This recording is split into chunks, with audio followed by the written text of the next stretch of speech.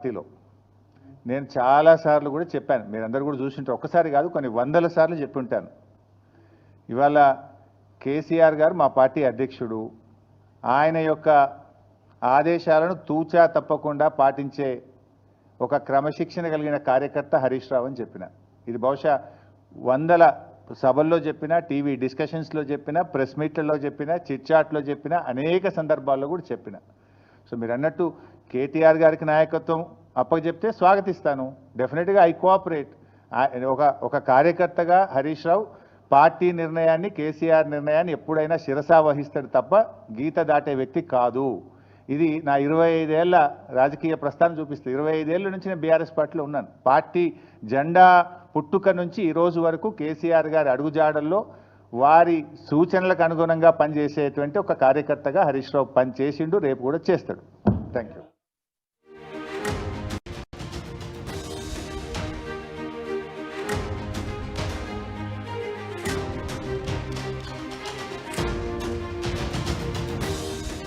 Breaking news చూస్తున్నాం. BRS versus కవిత వివాదంలో ఒక బిగ్గెస్ట్ అప్డేట్. రేపు లండన్ నుంచి హరీష్ రావు తిరిగి రాబోతున్నారట. వచ్చి రాగానే నేరుగా ఫామ్ హౌస్ కు వెళ్తారట. కేసీఆర్ తో సంప్రదింపులు జరుపుతారు. కేసీఆర్ తో భేటీ అయిన తర్వాత నెక్స్ట్ ఆయన కవితకి కౌంటర్ ఇచ్చే అవకాశం కనబడుతోంది. పెద్ద ఎత్తున బిగ్గెస్ట్ ప్లాన్ తో సిద్ధంగా ఉన్నారట. కవిత చేసిన ఆరోపణలన్నింటినీ పట్టాపంచలు చేయబోతున్నారట. మరోవైపు లండన్ బీఆర్ఎస్ యూకే విభాగం నిర్వహించినటువంటి మీట్ అండ్ గ్రీట్ కార్యక్రమంలో కూడా హరీష్ రావు పాల్గొన్నారు. ఈ సందర్భంగా కవిత కామెంట్స్ ని సీరియస్ గా తీసుకోబోనని సన్నిహితుల దగ్గర హరీష్ రావు చెప్పినట్టు తెలుస్తోంది. నేను పెద్దగా పట్టించుకోను, నాకంతా కేసీఆర్ ఉన్నాడు, నేను అసలు వాళ్ళ గురించి పట్టించుకోను. అసలు రాజకీయంగా మంత్రి స్థాయిలో ఉన్నప్పుడు అసలు పార్టీ కూడా రాలేదు, అసలు పార్టీలో వాళ్ళకి అసలు సంబంధమే లేదు, రాజకీయంగా వాళ్ళకి అసలు ఓనమాలు కూడా తెలియదు. ఇంకా అటువంటి సిచ్యువేషన్లో నేను ఆ పిల్లల గురించి పట్టించుకుంటాను. ఒక రకంగా పిల్లల్లాగా కవిత మాటల్ని ట్రీట్ చేస్తున్నారట. పెద్దగా పట్టించుకోను, అంతా అవన్నీ పిచ్చి లైట్ అంటున్నారట ఆయన. సన్నిహితుల దగ్గర ఈ విషయాన్ని హరీష్ రావు చెప్పినట్టు తెలుస్తోంది. నా వల్ల బీఆర్ఎస్లో ఇబ్బంది వస్తుందనడం దింపుడు కళ్ళం ఆశ అన్నారు హరీష్ రావు. ఇప్పటికీ కొన్ని వందల సార్లు క్లారిటీ ఇచ్చా. నేను క్రమశిక్షణ కలిగినటువంటి కార్యకర్తను. కేసీఆర్ నాయకత్వంలో చివరి శ్వాస వరకు పనిచేస్తాను. పార్టీ నిర్ణయాన్ని శిరసా వహిస్తాను. పార్టీ పుట్టుక నుంచి కేసీఆర్ అడుగుజాడల్లోనే పనిచేస్తాను. భవిష్యత్తులో కూడా ఈ రకంగానే పనిచేస్తాను. ఎవరో కొందరు దుష్ప్రచారం చేసి ఒకరిద్దరు నాపై కుట్రలు కుయుక్తులు పన్ని ఏదో చేయాలనుకుంటే అది పొరపాటు పడ్డట్టే అని చెప్పి ఆయన కరాఖండిగా కొట్టిపారేశారు. ఒకసారి హరీష్ రావు గతంలో కూడా మీడియా ప్రతినిధులు మీ వల్ల పార్టీకి ఇబ్బంది అట కదా అనేటువంటి క్వశ్చన్ అడిగినప్పుడు ఆయన సమాధానం చాలా ఘాటుగా ఉంది. ఒకసారి హరీష్ రావు ఏం మాట్లాడారో చూద్దాం. ఏం రగ్గారు,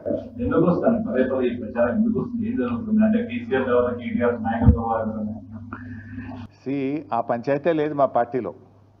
నేను చాలాసార్లు కూడా చెప్పాను, మీరందరూ కూడా చూసింటారు. ఒక్కసారి కాదు, కొన్ని వందల సార్లు చెప్పి ఉంటాను. ఇవాళ కేసీఆర్ గారు మా పార్టీ అధ్యక్షుడు. ఆయన యొక్క ఆదేశాలను తూచా తప్పకుండా పాటించే ఒక క్రమశిక్షణ కలిగిన కార్యకర్త హరీష్ రావు అని చెప్పిన. ఇది బహుశా వందల సభల్లో చెప్పిన, టీవీ డిస్కషన్స్లో చెప్పిన, ప్రెస్ మీట్లలో చెప్పిన, చిట్చాట్లో చెప్పిన, అనేక సందర్భాల్లో కూడా చెప్పిన. సో మీరు అన్నట్టు కేటీఆర్ గారికి నాయకత్వం అప్పచెప్తే స్వాగతిస్తాను. డెఫినెట్గా ఐ కోఆపరేట్. ఒక కార్యకర్తగా హరీష్ రావు పార్టీ నిర్ణయాన్ని, కేసీఆర్ నిర్ణయాన్ని ఎప్పుడైనా శిరసా వహిస్తాడు తప్ప గీత దాటే వ్యక్తి కాదు. ఇది నా 25 ఏళ్ల రాజకీయ ప్రస్థానం చూపిస్తుంది. 25 ఏళ్ళ నుంచి నేను బీఆర్ఎస్ పార్టీలో ఉన్నాను. పార్టీ జెండా పుట్టుక నుంచి ఈ రోజు వరకు కేసీఆర్ గారి అడుగుజాడల్లో వారి సూచనలకు అనుగుణంగా పనిచేసేటువంటి ఒక కార్యకర్తగా హరీష్ రావు పనిచేసిండు, రేపు కూడా చేస్తాడు. Thank you. రైట్, ఇది గతంలో ఆయన ఒక మీడియా సమావేశంలో మాట్లాడుతున్న మాటలు. మీ వల్ల పార్టీకి ఇబ్బంది వస్తుందట కదా, కేటీఆర్ నాయకత్వాన్ని మీరు సమర్థిస్తారా అంటే తప్పకుండా కేసీఆర్ ఆలోచన చేసి కేటీఆర్ నాయకత్వంలో పనిచేయమంటే తప్పకుండా పనిచేస్తాను. 25 ఏళ్ల నుంచి సుదీర్ఘమైనటువంటి రాజకీయ ప్రస్తావన ఉన్న నేను బీఆర్ఎస్ పార్టీ జెండా పుట్టుక నుంచి ఆయనతో పాటున నేను కేసీఆర్ ఏరి చెప్పినా చేస్తాను. మా విషయాల్లో ఎటువంటి ఇబ్బందులు లేవని చెప్పి గతంలో చెప్పుకొచ్చారు ఆయన. అండ్ ఇప్పుడు కూడా కేసీఆర్ ఏం చెప్పినా ఆ బాటలో నడుస్తాను, మిగిలినవన్నీ కూడా నాకు జుజుబి, ఎవరేం మాట్లాడినా నేను పట్టించుకోను. మరి ముఖ్యంగా తను చేసిన ఆరోపణల పైన పెద్దగా నేను అంటే తను ఒక రకంగా చాలా లైట్గా, చాలా తేలిగ్గా తీసుకున్నట్టుగా అర్థమవుతోంది. నేను యూకే విభాగం బీఆర్ఎస్ పార్టీ శ్రేణులతో కూడా భేటీ అయిన తర్వాత మీట్ అండ్ గ్రీట్ కార్యక్రమంలో కూడా ఆయన హాజరై ఇవే విషయాల్ని ఆ బీఆర్ఎస్ పార్టీ యూకే విభాగం నాయకులతో పంచుకున్నారు ఆయన. ఇవన్నీ చాలా తేలిక, ఇవన్నీ పెద్దగా ఏదో తుఫాన్ లాంటిది ఒక్కసారి వచ్చి వెళ్ళిపోతూ ఉంటుంది. సో నాకు పెద్దగా ఏం పట్టవు ఇవన్నీ కూడా. నాకైతే ఏమి ఇబ్బంది లేదు. నేను చాలా పర్ఫెక్ట్గా ఉన్నా, నీతిగా నిజాయితీగానే పనిచేశాను. కాళేశ్వరం స్కామ్లో నేనే ఉన్నానని చెప్పి కవిత చెప్పేటువంటి మాటల్ని అవన్నీ కూడా చట్టాలు చూసుకుంటాయి, న్యాయస్థానాలు చూసుకుంటే పెద్దగా నేను వాటి గురించి మాట్లాడదలుచుకోలేదు. ఎవరు న్యాయాలు అనేది ఆల్రెడీ కమిషన్ వేశారు, ఏదో సిట్ వేస్తున్నారు కాబట్టి తేల్చుకుందాం దాని గురించి. కానీ కేసీఆర్ ఏం చెప్తే కేసీఆర్ బాటలో నడుస్తాను, ఇవన్నీ పిల్లల మాటలు, ఆ పిల్లల మాటలు ఏం పట్టించుకున్నట్టుగా కవితని ఒక చాలా తేలిగ్గా, చాలా లైట్గా, ఒక చిన్న పిల్లలాగా కన్సిడర్ చేసినట్టుగా నేను మాటలు కనబడుతూ ఉన్నాయి. సో హరీష్ రావు రేపు లండన్ నుంచి తిరిగి రాబోతున్నట. వచ్చి రాగానే ఫామ్ హౌస్లోకి వెళ్తారు. ఫామ్ హౌస్కి వెళ్ళి కేసీఆర్తో భేటీ అవుతారు. ఆ తర్వాత కవిత మాటల పైన ఆయన కౌంటర్ ఇచ్చే అవకాశం కనబడుతుంది. నేరుగా ఆయనే కూర్చుని కౌంటర్ ఇస్తారా, లేకపోతే ఇంకేదైనా జరగబోతుందో చూడాల్సిన అవసరం అయితే ఉంది. సో ఇప్పటివరకు అయితే అటు హరీష్ రావు కానివ్వండి, కేసీఆర్ కానివ్వండి, ఇతర బీఆర్ఎస్ శ్రేణుల వరకు కూడా మాట్లాడిన దాఖలాలు లేవు. నిన్న జాగృతిలో మొదటి నుంచి పనిచేసినట్టు కొంతమంది ముఖ్య నాయకులు, రాజీవ్ సాగర్ లాంటి వాళ్ళు కానివ్వండి, రాజారాం యాదవ్ లాంటి వాళ్ళు కానివ్వండి, వారంతా కూడా మీడియా సమావేశం ఏర్పాటు చేసి జాగృతిలో మేము పనిచేశాము, కానీ మేమంతా కేసీఆర్ వెంటే ఉంటాము, మెట్టి పరిస్థితుల్లో కూడా లైన్ దాటము అని చెప్పి ఆయన చాలా కరాఖండిగా ఆ జాగృతి నేతలను చెప్పుకొచ్చారు. ఇక రెంటికి చెడ్డ రేవడ్ లాగా మారిపోయింది కవిత పరిస్థితి, జాగృతి పరిస్థితి. అటు జాగృతి నాయకులు కొంత విభేదిస్తూ బయటకు వెళ్ళడం చూస్తూ ఉన్నాం. అంతో ఇంతో రాజీవ్ సాగర్ లాంటి వ్యక్తులు ఒకరే కార్పొరేషన్ చైర్మన్గా పనిచేసిన వాళ్ళు జాగృతితో కొంతకాలంగా కలిసి నడిచారు. ఇప్పుడు వాళ్ళు కూడా పార్టీని విడిపోయినట్టు కనబడుతోంది. సో చాలామంది కవిత వెనుక అటు ఎమ్మెల్యే తర్వాత సెకండ్ క్యాడర్ ఏదైతే ఉంటుందో వారంతా ఆస్పిరెంట్లు మనం ఎక్స్పెక్ట్ చేస్తూ ఉంటారో వాళ్ళంతా కూడా కొంచెం స్థిరంగానే ఉండిపోయి రేపటి రోజు ఎన్నికలు వచ్చినా కూడా మేము సైతమైన రకంగా బరిలోకి దిగే అవకాశం ఉందో వారంతా రేపటి రోజున మేమంతా ఎమ్మెల్యేలు కావాలనుకునే వారంతా కూడా సెకండ్ క్యాడర్ మొత్తం కూడా కవిత వెంట నడుస్తుంది అనేది కవిత చాలా బలంగా నమ్ముతోంది.